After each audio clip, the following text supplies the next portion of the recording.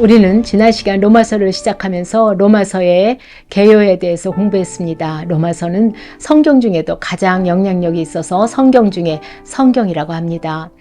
로마서에는 특별히 복음에 대한 진수가 잘 설명되어 있기 때문입니다. 우리의 삶을 바꾸고 변화시킬 수 있는 것이 복음이라고 생각합니다. 그래서 많은 믿음의 선진들이 로마서를 통해 그 인생이 바뀌었고 삶이 달라졌습니다. 우리도 로마서를 공부하면서 우리 인생이 변화되기를 함께 기도해 주시기를 바랍니다. 로마 교회는 로마에 있는 유대인들과 이스라엘에서 복음을 받은 성도들을 중심으로 세워졌습니다. 그래서 유대인과 이방인이 함께하는 교회로 성장하게 됩니다. 바울은 이방인과 유대인이 섞여 있는 로마 교회가 무엇보다도 복음에 대한 바른 이해가 중요하다고 생각했을 것입니다. 그래서 1절은 이렇게 시작합니다. 예수 그리스도의 종 바울은 사도로 부르심을 받아 하나님의 복음을 위하여 택정함을 입었으니, 여기서 본 바울은 자신의 정체성을 예수 그리스도의 종이라는 말과 사도로 표현하고 있습니다. 종은 둘로스로 노예와 같은 의미입니다. 사도의 헬라어는 아포스톨로스입니다. 보냄을 받은 자를 의미합니다. 자신을 택하고 불러주신 분이 하나님이시고 자신은 그분의 종으로 복음을 위하여 보내심을 받은 자로 자신을 소개합니다. 그리고 바울은 편지 서두에 복음이 무엇인지를 정의하고 있습니다. 복음은 하나님의 약속인데요. 아들에 관한 약속이지요. 이 복음은 하나님이 선지자들을 통해 성경에 미리 약속하신 것입니다. 아들은 다윗의 자손으로 태어나셨고 그리고 십자가에 죽으시고 부활하심으로 능력으로 하나님의 아들로 선포되었습니다. 사람의 아들로 오신 예수님이 죽으시고 부활하시어 하나님의 아들로 인정되었습니다. 그분이 우리 주 예수 그리스도이십니다. 이것이 복음입니다. 그러면 이 복음의 목적은 무엇일까요? 5절에 보면요. 그로 말미암아 우리가 은혜와 사도의 직분을 받아 그의 이름을 위하여 모든 이방인 중에서 믿어 순종케 하나니 너희도 그들 중에서 예수 그리스도의 것으로 부르심을 받은 자니라. 복음이 약속이라면 약속에 대한 반응이 믿음입니다. 그 믿음이 순종을 가져옵니다. 그러므로 복음은 이방인들로 믿어 순종하게 하고자 하는 것입니다. 바울은 로마의 성도들로 믿어 순종함으로 예수 그리스도의 것으로 부르심을 받은 자라고 말하고 있습니다. 그러므로 로마 교인들도 바울처럼 부르심을 받은 자로서 복음을 위하여 택정함을 입었다고 말하고 있습니다. 그러므로 이제 바울이 예수 그리스도의 종인 것처럼 로마의 성도들도 복음으로 말미암아 예수 그리스도의 것이 된 것입니다. 바울은 부르심을 받은 로마 교인들에게 편지하면서 은혜와 평강이 있기를 원한다고 쓰고 있습니다. 예수를 믿는 우리도 모두 예수님의 소유입니다. 그러므로 내 인생의 주인은 내가 아니라 예수님이시지요. 바울처럼 부르심의 소명을 깨달을 때 우리 인생도 귀하게 쓰임을 받게 될 것입니다. 이어서 바울은 로마교회 성도들의 믿음이 온 세상에 전파되고 있음에 감사합니다. 그리고 자신이 로마 교회를 위해 늘 기도하고 있다고 말합니다. 바울은 로마 교회를 위해 기도하며 또 로마 교회를 방문하기를 원하고 있습니다. 바울이 방문을 원하는 목적은 신령한 은사를 나누어 주어 그들을 믿음으로 더욱 경고케 하기 위한 것입니다. 그리고 바울은 로마 교인들과 교제를 통해 피차 안위함을 얻으려고 합니다. 성도의 교제는 서로에게 역사하신 하나님의 일들을 보면서 기뻐하고 영광을 드림으로 피차에 힘을 얻게 되는 것입니다. 다음으로 16절, 17절은 로마서 전체의 중심 주제라고 할 수 있습니다. 내가 복음을 부끄러워하지 아니하노니 이 복음은 모든 믿는 자에게 구원을 주시는 하나님의 능력이 됨이라. 먼저는 유대인에게요, 그리고 헬라인에게로다. 바울은 복음을 부끄러워하지 않는다고 말합니다.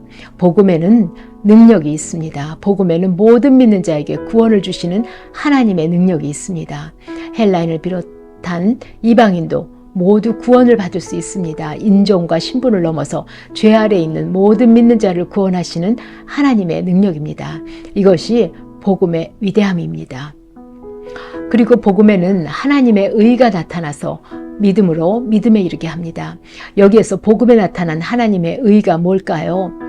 복음에 나타난 하나님의 의는 지금까지 내려오던 율법에 나타난 하나님의 의와는 다릅니다. 율법에 나타난 의는 법을 기준으로 하고 있습니다. 그러므로 법을 어기면 죄인이죠. 법을 지키면 의인입니다. 로마서 3장에는 의인은 없나니 하나도 없다고 선언하고 있습니다. 모두가 죄인 되었을 때 새로운 의, 하나님의 의가 나타났습니다. 하나님께서 예수 그리스도의 보혈로 모두를 용서하실 것이라는 약속입니다.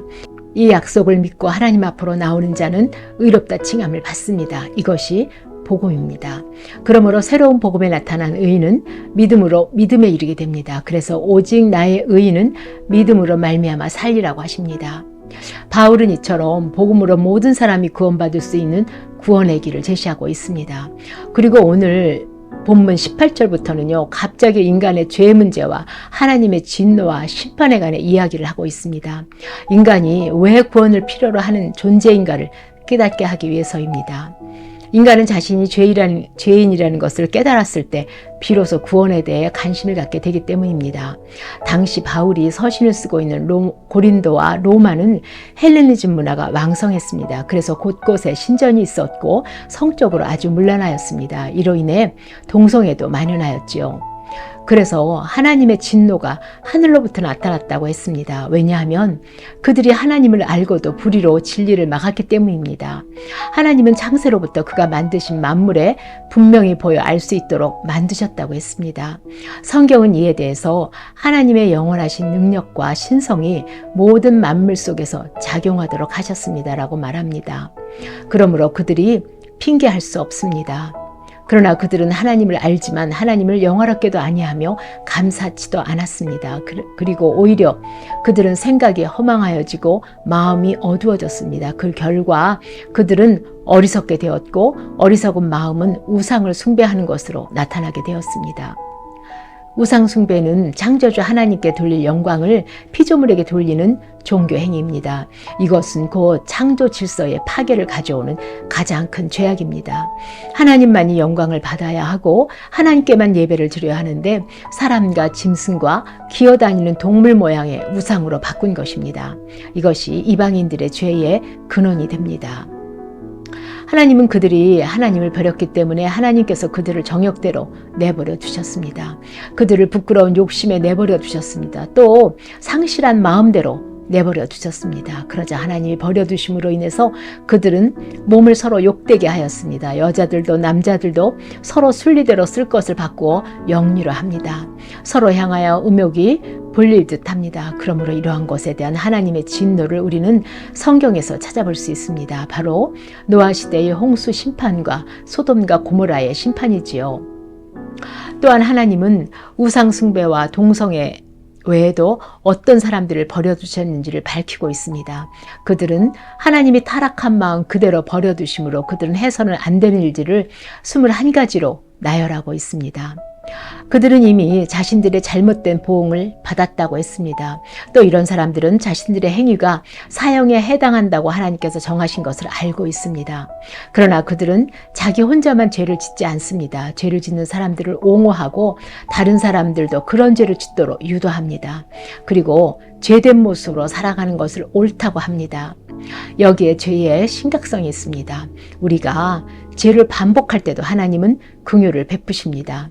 우리가 의도적으로 죄를 지을 때도 하나님의 긍휼이 있습니다. 그러나 죄된 일을 행하는 자를 옳다 하고 다른 사람들도 그런 죄를 짓도록 유도할 때는 긍휼이 아니라 심판을 받게 됩니다.